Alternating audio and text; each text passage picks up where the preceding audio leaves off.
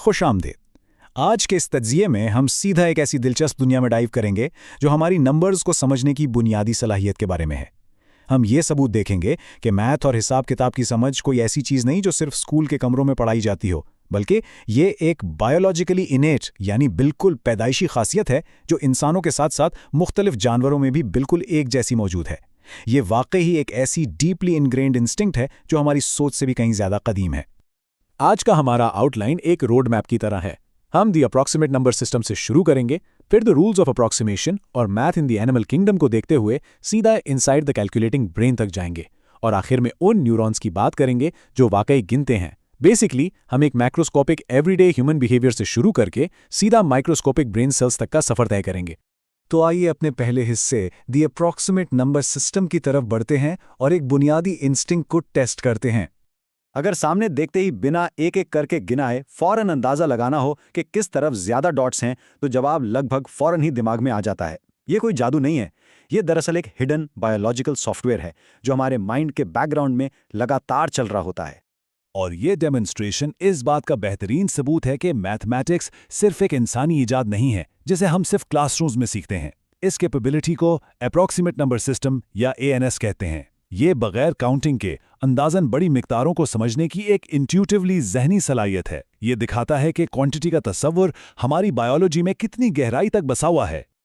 ये सुनकर हैरत होती है कि ये सलाहियतें इस कदर फितरी हैं कि महज 4 दिन के बच्चे, जी हाँ सिर्फ 4 दिन के, ऑडिटरी सिलेबल्स की आवाज़ को ठीक ठीक विजुअल डॉट्स के साथ मैच कर लेते हैं, वो भी बिना किसी ट्रेनिंग के।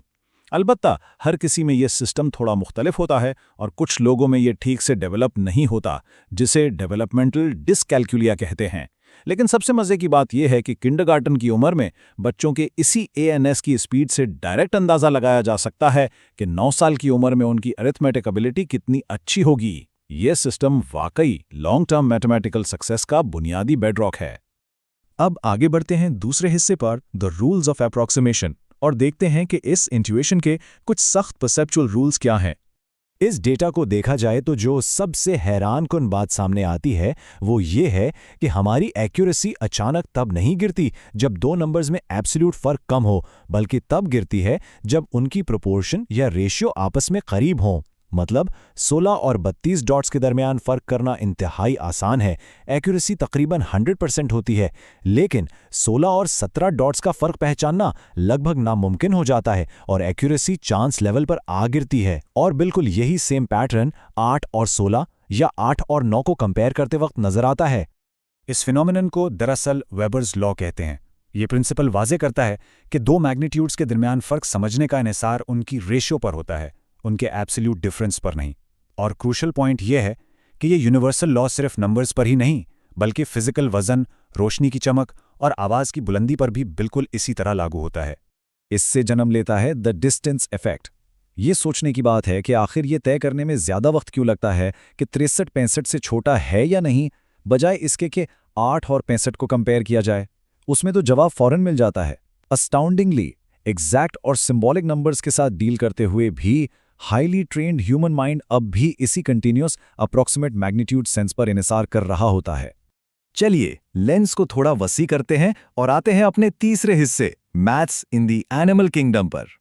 1 मिलियन, ये सर्वाइवल स्किल किस कदर बुनियादी है, इसका अंदाज़ा इस बात से लगाया जा सकता है कि एक हनी बी यानी शहद की मक्खी के दिमाग में सिर्फ 1 मिलियन न्यूरॉन्स होते हैं। ये इंसान के दिमाग के मुकाबले में पूरे 8 ऑर्डर्स ऑफ मैग्नीट्यूड का कॉन्ट्रास्ट है। उनका दिमाग एक पिन हेड से भी छोटा होता है। लेकिन इस माइक्रोस्कोपिक दिमाग के बावजूद उनकी परफॉर्मेंस देखिए। 20 को विजुअल एडिशन और सब्ट्रैक्शन की ट्रेनिंग दी जा सकती है और उनकी एक्यूरेसी 80% तक होती है। और इससे भी बड़ी बात, वो जीरो यानी सिफर की एब्स्ट्रैक्ट कॉन्सेप्ट को भी 75% से ज्यादा एक्यूरेसी के साथ ग्रास्प कर लेती है। एक मक्खी के लिए ये दरअसल बहुत माइंड ब्लोइंग बात है।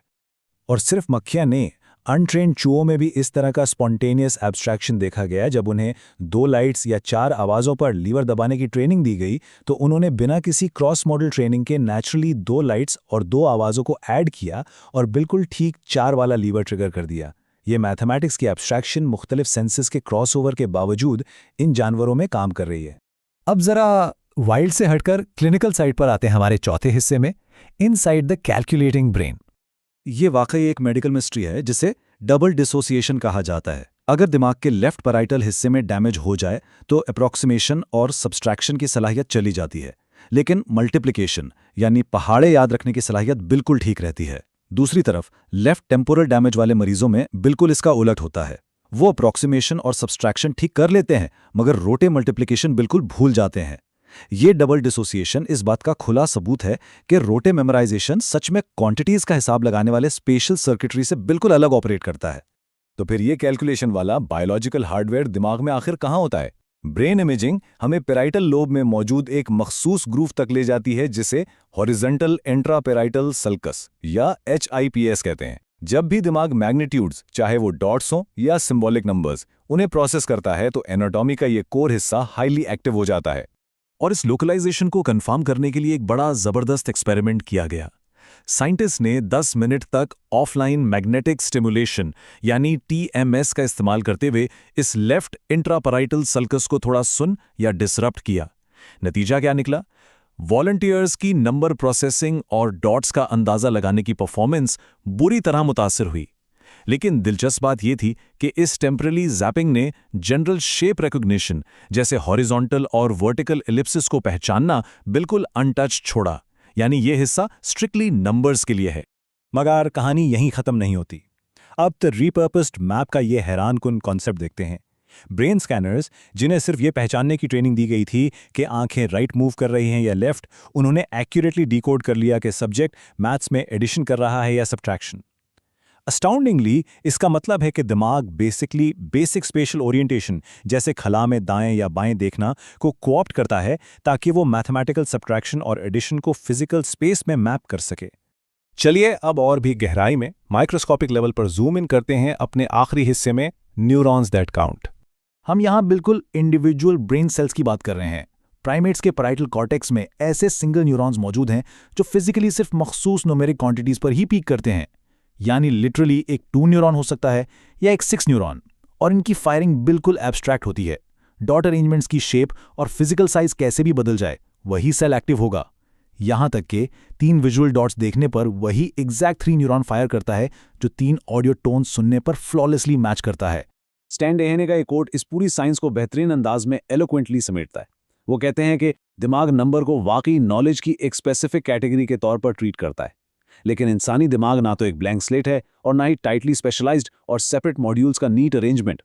इसका मकसद ये है कि हमारा दिमाग हाईली स्पेशलाइज्ड ट्रेट्स को एंशिएंट इंटरकनेक्टेड स्पेशल सिस्टम्स के साथ इफेक्टिवली वीव कर देता है। और इस सब के बाद एक आखिरी प्रोवोकेटिव थॉट के साथ इस तज्जिए को खत्म करते हैं। अगर हमारे दिमागों ने स्पेस को समझने वाले उन एंशिएंट मैप्स को मैथमेटिक्स का कॉन्सेप्ट बनाने के लिए इतनी एलिगेंटली रीपर्पस कर लिया है, तो ऐसे कौन से दूसरे इनविजिबल एवोल्यूशनरी सॉफ्टवेयर्स हैं जो बिल्कुल हमारी आंखों के सामने होते हुए भी हमारी डेली लाइफ्स को इनडायरेक्टली चला रहे हैं? ये वाकई एक ऐसी बात है जो कॉम्प्लेक्स ह्यूमन एबिलिटीज और एवोल्यूशन की इन अनसीन अडैप्टेशंस के बारे में और भी बहुत कुछ जानने की क्यूरियोसिटी पैदा करती है।